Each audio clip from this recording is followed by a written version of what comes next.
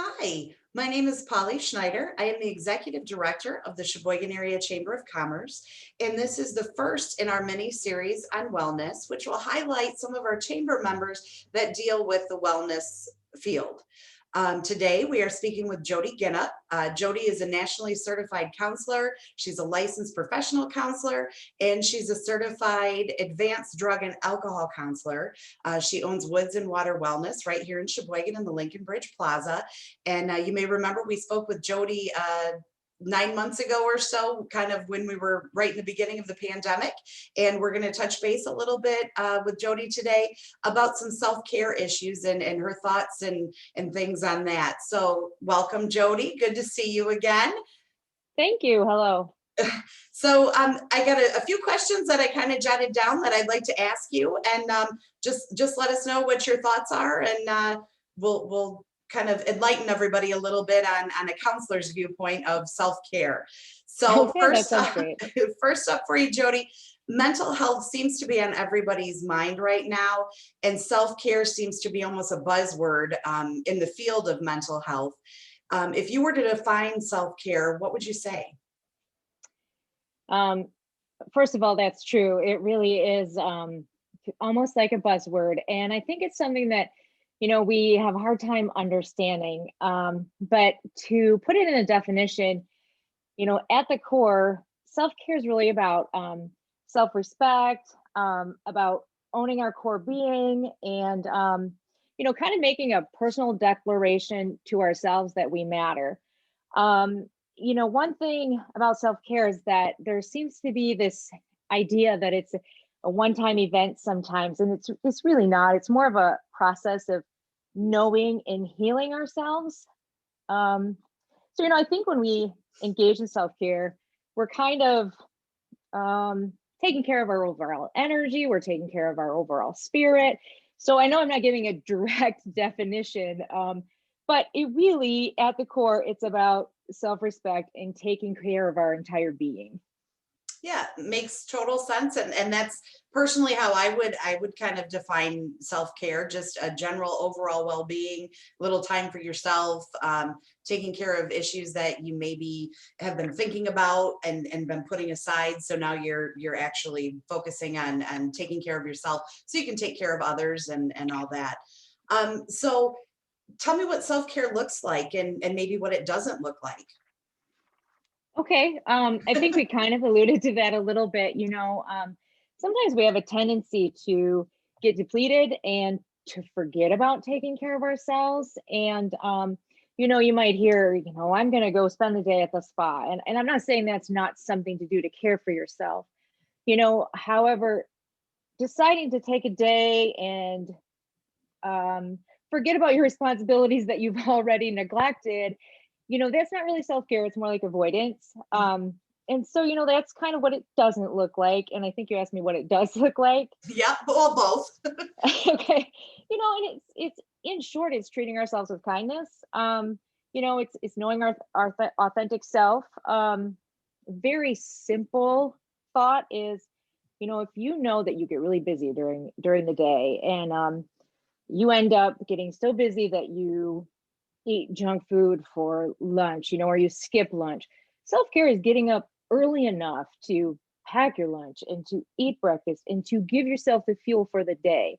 That's an incremental thing that we do, and it's more of a lifestyle than an event. One example I'll share with everybody. I kind of watch the clock as the day goes on, so I know I'm eating sort of at a regular time every day. And if I know I've been sitting behind my desk for a couple hours, I'll get up and I'll go just for a 3-4 minute walk just around the park, breathe some fresh air, refreshes me, gets me set to go, keeps me on track. But I feel like I'm including myself in everything that I'm doing, and it makes me feel a little bit better.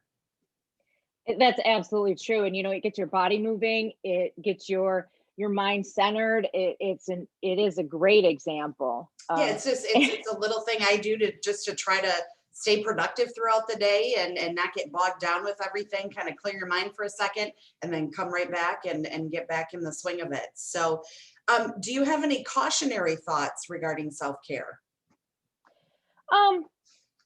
And again, we kind of talked about this, but I think it's really essential that we kind of notice the difference between avoidance and and self-care.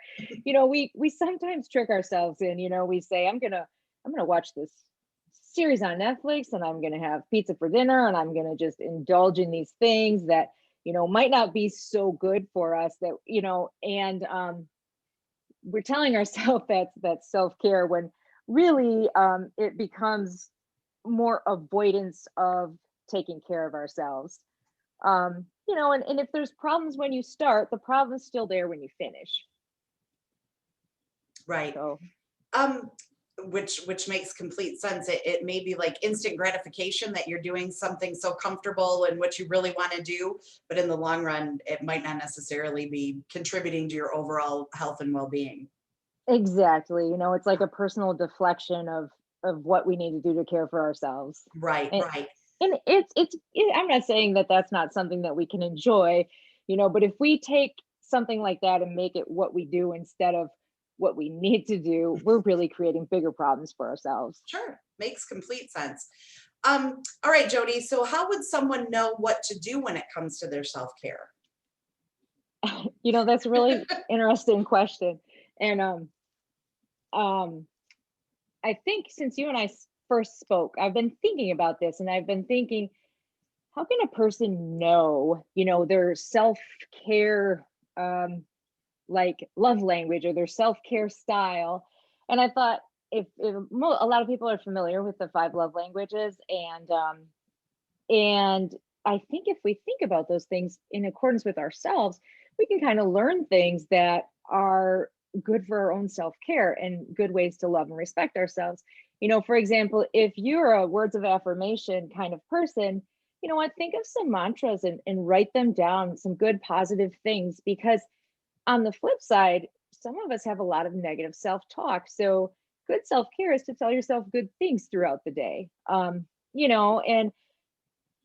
I think it's very difficult to find what is our own self-care style. And if you look at things like that, I think that's a good way to maybe develop some ideas of how to care for yourself. Makes total sense. You wake up in the morning, you're strong, you're beautiful, you're valuable, you make a difference. Just little things like that to remind yourself. Don't beat yourself up so much, maybe. Know that you're Exactly. doing everything you can to be successful at your job, to promote what you're doing, to just be a productive citizen. And a lot of that, just I think people lose that sometimes. They get so caught up in things they forget to give themselves an affirmation that they're doing good. You're absolutely right. Since you shared, I'll kind of put myself out there too. Sure. I did this very thing today. I started to go through the process of, wait a minute, I didn't get this done, I didn't get that done, I didn't do this. And I knew about this 2 weeks ago when you and I spoke. Mhm. And, my self talk started to go, oh, this isn't going to go well. I'm going to mess this up. And I went, wait a minute, stop. You know what? You're doing your life's work. You know this stuff. You know this stuff inside and out. All you got to do is sit back and talk to somebody who you Right. really enjoy talking to, Right. So it's a great example of that, where it can really throw you right off. If, Yeah, it can, and it just spirals from there if you don't think about yourself. Everybody, or exactly. not everybody, but some people might think it's selfish to take time to, check in on yourself and make sure you're doing okay. It's not, because if you don't take care of yourself, you can't take care of anybody else. You know Especially what, for Polly? mothers, I find that's really important. I think you would agree. Absolutely, I agree completely. And that's interesting you would say that, because that's one of those self-care stereotypes that if we are taking care of ourselves and our being, that, there's this idea and this stereotype that we're being selfish, and that's just not the case. We're taking care of our overall self so that we can go out and about in the world and be our best self. Absolutely. All right, Jody, do you have any final thoughts for us today? I think that it's just self-care is about, taking care of your emotional being, your physical being, your spiritual being. And I know these are things that we've heard so often, but my final thoughts are just that, remember to kind of take the time to know your authentic self. And sometimes when we need to engage in self-care, we have to look at some of the things that we don't want to look at about ourselves. Like, I need to get up and move around more, so those are my final thoughts. Just, we all have great things to share in this world, and it's really important that we find the way to be the best that we can be so we can go out there and shine. Absolutely. Well, just like you were just talking about, Jody, it's mental, physical, eating healthy, spiritual, making sure your kids are in that realm of wellness. And so with this little series that we're doing, we're going to touch on all those things with our chamber members that provide these services and can give some insight to your overall wellness. So again, Jody, thank you for visiting with us today. Again, if you're interested in picking Jody's brain a little bit more or talking with her, she is at Woods and Water Wellness. You can find her contact information on Cheboygan.com. Just search Woods and Water Wellness and it'll give you all the details. She's in the Lincoln Bridge Plaza. Beautiful little office there. You can see behind her. And again, thank you so much, Jody. We look forward to talking with you again in the future. Thank you, Polly. I appreciate you. All right. Bye, Bye everybody. bye.